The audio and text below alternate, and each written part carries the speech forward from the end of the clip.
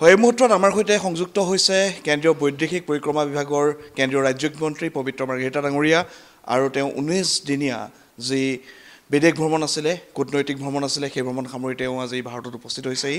মই তেখেতৰ সৈতে পোনপটীয়াকৈ কথা পাতিম। প্ৰথমেই আপোনাক পুনৰ স্বাগতম জনাইছোঁ। এটা দেখা পোৱা গৈছে যে 19 দিনীয়া এটা ভ্ৰমণ, খুব প্ৰায় 68,000 কিলোমিটাৰ আপুনি ভ্ৰমণ কৰিলে। গোটেই কোনকেইখন দেশ আপুনি এবাৰ সামৰি ল'লে, আৰু এই ভ্ৰমণে যিহেতু আপোনাৰ প্ৰথমটো কূটনৈতিক ভ্ৰমণ আছিল, তাৰ অভিজ্ঞতা কেনেকুৱা? প্ৰথমেই আমাৰ প্ৰতিনিধি আমাৰ প্ৰতিগৰাকী দৰ্শকক আন্তৰিক শ্ৰদ্ধা জনাইছোঁ। বিদেশ মন্ত্ৰালয়ত কৰ্মৰত বিষয়া কৰ্মচাৰী বা মন্ত্ৰী এগৰাকীয়ে বিদেশ ভ্ৰমণ কৰাটো এটা সহজাত, এটা নিত্যনৈমিত্তিক এটা ৰুটিন কাম। গতিকে তাত এটা কিবা এক্সট্ৰাঅৰ্ডিনেৰী কিবা এটা একো নাই। কিন্তু এইটো ঠিক যে মই প্ৰথম মন্ত্ৰিত্ব লভাৰ পিছত প্ৰথমবাৰৰ কাৰণে গৈছোঁ আৰু একেলগে ইমান দেশ গৈছোঁ, সেইকাৰণে এটা আপোনা হবেও গুৰুত্ব দিছে বা ময়ো কৈ ভাল পাইছোঁ যে 19 দিনীয়া কাৰ্যসূচী 14 আগষ্টৰ পৰা মই আৰম্ভ হৈছিলোঁ। আপুনি হয় ঠিকেই কৈছে, প্ৰায় 68,000 কিলোমিটাৰ যাত্ৰা আছিল। দিল্লীৰ পৰা আমেৰিকা যুক্তৰাষ্ট্ৰৰ নিউয়ৰ্ক, তাত স্বাধীনতা দিৱস উদযাপনত অংশগ্ৰহণ কৰিছিলোঁ। টাইম স্কোৱাৰতো আছিলোঁ এগৰাকী অতিথি হিচাপে। তাৰপিছত ডমিনিক ৰিপাব্লিকৰ ৰাষ্ট্ৰপতি মহোদয়ৰ শপত গ্ৰহণ অনুষ্ঠানত অংশগ্ৰহণ কৰাৰ লগতে তেখেতসকলৰ বিদেশ মন্ত্ৰালয়ৰ লগত আমি বৈঠক কৰিছিলোঁ। তাৰপিছতে El Salvador, Panama, Guatemala, Port of Spain, Trinidad and Tobago. আমি কিন্তু ৱেষ্ট ইণ্ডিজ বুলি ক'লে গম পাওঁ, কাৰণ কেইবাখনো ৰাষ্ট্ৰ মিলি ক্ৰিকেট খেলে। ৱেষ্ট ইণ্ডিজটো আমাৰ চিনাকি নাম, ত্ৰিনিদাদ এণ্ড টবেগো, তাৰ পৰ্ট অফ স্পেইন ৰাজধানী, ব্ৰায়ান লাৰাৰ দেশ। তাত এইদৰে 6খন ৰাষ্ট্ৰৰ পিছত আকৌ এটা দিনৰ বিৰতিৰে ছিংগাপুৰ, নিউজিলেণ্ড হৈ টংগাত উপস্থিত হৈছিলোঁ। টংগাত অতি গুৰুত্বপূৰ্ণ এখন সভা, প্ৰশান্ত মহাসাগৰীয় 18খন দেশ, অষ্ট্ৰেলিয়া, নিউজিলেণ্ড, ফিজিকে সামৰি ক্ষুদ্ৰ ক্ষুদ্ৰ দেশো আছে তাত।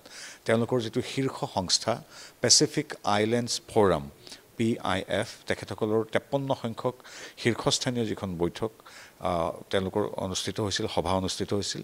তাত তেওঁলোকৰ 18খন ৰাষ্ট্ৰৰ ওপৰঞ্চি 21খন ডায়লগ পাৰ্টনাৰ দেশ বিশেষভাৱে আমন্ত্ৰিত হৈছিল।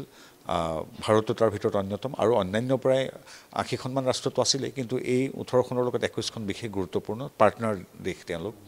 আৰু তাৰ মোৰ সৌভাগ্য যে এই উচ্চস্তৰীয় সভাখনত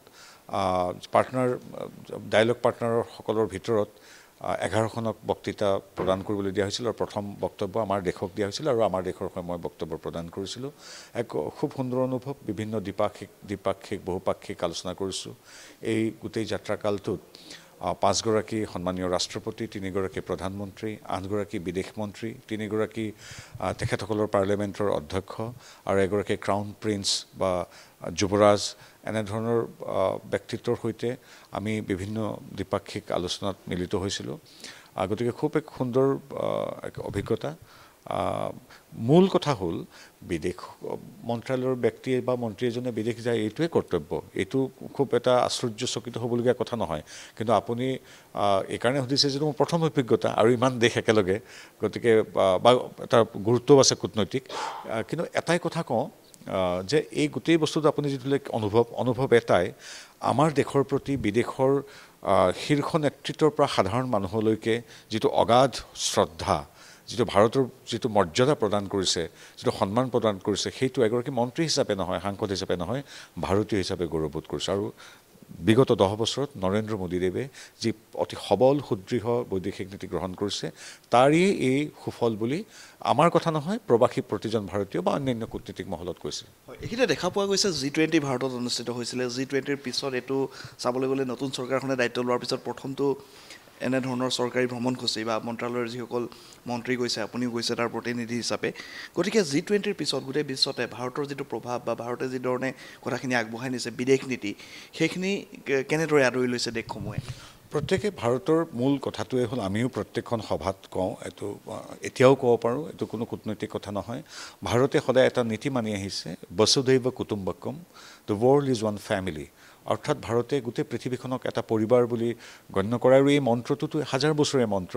আগতে সঘনাই উচ্চাৰিত হোৱা নাছিল, কিন্তু নৰেন্দ্ৰ মোদীদেৱ যেতিয়া প্ৰধানমন্ত্ৰী হ'ল, তেতিয়াৰ পৰা এই বিশ্ববন্ধু বুলি যিটো মিছন বা বাসুধৈৱ কুটুম্বকম বুলি যিটো মন্ত্ৰ, সেই মন্ত্ৰটো লৈ আগবাঢ়ি গৈছে। তাৰ গুঞ্জন অনুৰণিত হৈছিল আমাৰ আপুনি কোৱা G20টো আৰু G20ত ইমান সফলতাৰে অধ্যক্ষতা ভাৰতে কৰিলে সেই কথা সমগ্ৰ বিশ্বই স্বীকাৰ কৰিছে আৰু তাৰ কেৱল G20 নহয় G20টো আৰু এটা সবল খোজ কিন্তু 2014 চনৰ পৰা আমাৰ ভাৰতৰ কূটনীতিটো বা ভাৰতৰ যিটো বৈভৱ ৰাজনৈতিক সাংস্কৃতিক সামাজিক অৰ্থনৈতিক যিটো আমাৰ শক্তি সেইটো সকলোৰে সমানে অনুভূত কিন্তু তাক এক অতি সুস্পষ্ট সুদৃঢ় বৈদেশিক নীতিৰে মৰ্যাদা সম্পন্নভাৱে আগবঢ়াই নিয়াত সফল হৈছে মোদী ডাঙৰীয়া এইটো বিৰোধীয়ে স্বীকাৰ কৰে তাত ৰাজনীতিৰ ঊৰ্ধত এইটো কথা গতিকে সকলোৱে খুব সন্মান কৰিছে নহ'লে এগৰাকী বিদেশ ৰাজ্যমন্ত্ৰী গ'লে তাত কোনোবা এগৰাকী বিদেশ মন্ত্ৰীৰ লগত কথা পাতি ঘূৰি আহিবলগীয়া হয় নিয়মমতে কিন্তু আমাৰ দেশৰ প্ৰতি থকা সন্মানৰ বাবে হয়তো ৰাষ্ট্ৰপ্ৰধানসকলে আমাক কিছু সময় দিছে আমাৰ সৈতে কথা পাতিছে আমিও আমাৰ দেশৰ যি আমাৰ যিটো বিশ্ব ভাতৃত্ব বন্ধুত্বমূলক আমাৰ যিখিনি কথা বতৰা শান্তি সমৃদ্ধিৰ বাবে সমগ্ৰ মানৱ জাতিৰ উন্নয়নৰ বাবে আমি যিখিনি নীতি লৈ আগবাঢ়িছোঁ সেই কথাখিনি ক'বলৈ সুযোগ পাইছোঁ আৰু বিভিন্ন ধৰণৰ কূটনৈতিক কথা থাকে সেইখিনি এতিয়া ক'ব নোৱাৰি এইখিনিতে আপোনাৰ নিজৰ অভিজ্ঞতাৰ বিষয়ে সুধিম যিহেতু আপুনিও প্ৰথম এনেধৰণৰ এটা দায়িত্ব লৈ গৈছে আৰু কোনকেইটা কথা স্মৰণীয় হৈ ৰ'ব এই যিহেতু 19 দিনৰ ভ্ৰমণসূচীত আপুনি আমেৰিকাৰ দৰে ৰাষ্ট্ৰ আমি যদি দেখিছোঁ ৱেষ্ট ইণ্ডিজ তাৰপিছত নিউজিলেণ্ড তাৰ মাজত ডমিনিয়ান ৰিপাব্লিকলৈকো গৈছে গতিকে এই গোটেইখিনি এটা মানে প্ৰত্যেকৰে কালচাৰ বেলেগ বেলেগ প্ৰত্যেকতে জৈৱ বৈচিত্ৰ্যতা তাৰ বেলেগ বেলেগ জিঅ' পলিটিক্স বেলেগ বেলেগ কেনেধৰণে আপুনি নিজকে প্ৰিপেয়াৰ কৰিছিলে প্ৰথম কথা হ'ল আপুনি এটা ঠিকেই কৈছে এফালে হ'ল সম্পূৰ্ণ ৱেষ্ট আৰু এফালে সম্পূৰ্ণ ইষ্ট এফালে 13,000 কিলোমিটাৰ এফালে 13,000 কিলোমিটাৰ গতিকে ইমান দুটা বেলেগ বেলেগ পৰিসৰ কিন্তু এটাই কথা যে মূল কথা ইতিমধ্যে আপোনাক কৈছোঁ সি একেবাৰে টংগা বা নিউজিলেণ্ড অষ্ট্ৰেলিয়াৰ সেই দিশতে হওক বা সুদূৰ ইফালে আমেৰিকাৰ দক্ষিণ আমেৰিকা লেটিন আমেৰিকা বা কেৰিবিয়ান দ্বীপপুঞ্জ হওক সকলোতে ভাৰতৰ প্ৰতি যিটো সন্মান সেই সন্মানৰ কথাটো মোৰ আটাইতকৈ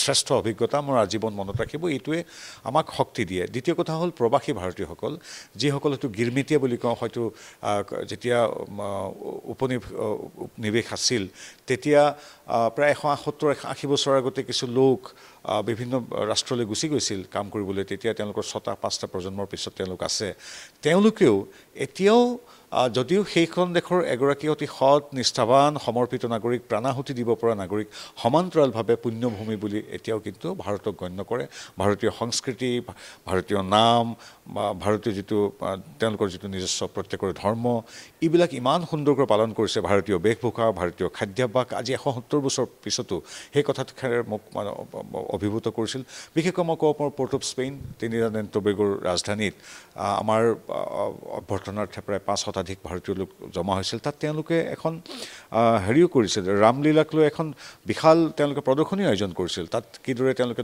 দশক জুৰি গোটেই কেৰিবিয়ান দ্বীপপুঞ্জত কিদৰে তেওঁলোকে ৰামলীলা কৰে কৃষ্ণ বন্দনা ৰাম বন্দনা কৰে তাৰ প্ৰদৰ্শনী পাতিছিল আৰু যিগৰাকী এংকৰ তেওঁ সংস্কৃত হিন্দী ইংৰাজীত মানে অনুষ্ঠানটো সূত্ৰধাৰৰূপে চলাইছিল ভাৰত নাট্যম কথক ইত্যাদি নৃত্য হৈছিল আমাৰ ভাওনাৰ আৰ্হিত ৰাম ৰাৱণৰ যুঁজ কৰিছিল গতিকে এই কথাখিনি মোৰ কেতিয়াও নাপাহৰোঁ যে ইমান বছৰ পিছতো তেওঁলোক পৰিণতি আজুনাতি তেওঁলোকৰ প্ৰথমে যোৱা মানুহখিনিৰ তেওঁলোকে কিন্তু ভাৰতীয় সংস্কৃতি ভাষাক ধৰি ৰাখিছে প্ৰথম কথা আৰু বাকীখিনি ধৰি লওক 5টা দশক 6টা দশক 4টা দশকৰ আগত যিখিনি গৈছে তেওঁলোকৰ কথাটো সুকীয়াই ভাৰতৰ পাছপৰ্ট লৈ থকা মানুহখিনিৰ কথা সুকীয়াই গতিকে এটা তেওঁলোকেও কৈছে যে ভাৰতৰ প্ৰতি এতিয়া মানুহৰ বহুত সন্মান নিশ্চয় ধন্যবাদ পবিত্ৰ মাৰ্ঘেৰিটা আৰু তেখেতে যিহেতু 68,000 কিলোমিটাৰ বিভিন্ন দেশ আমি ইতিমধ্যে তেখেতে কৈছে যে 8খনকৈ দেশত তেখেতৰ অফিচিয়েল এংগেজমেণ্ট আছিলে কূটনৈতিক আলোচনা হৈছে গতিকে এটা সুন্দৰ অভিজ্ঞতা আৰু আমিও আশা কৰিম এই অভিজ্ঞতাই তেখেতৰ যি আগন্তুক ৰাজনৈতিক খোজ সেই খোজৰ ক্ষেত্ৰতো যথেষ্টখিনি তেওঁক অনুপ্ৰাণিত কৰিব আৰু অসমৰ কাৰণে ভাৰতৰ কাৰণে তেখেতে এইদৰে যি কাম কৰাৰ সুযোগ সেই সুযোগ তেখেতে পাইছে সেই সুযোগক তেখেতে আগুৱাই নিব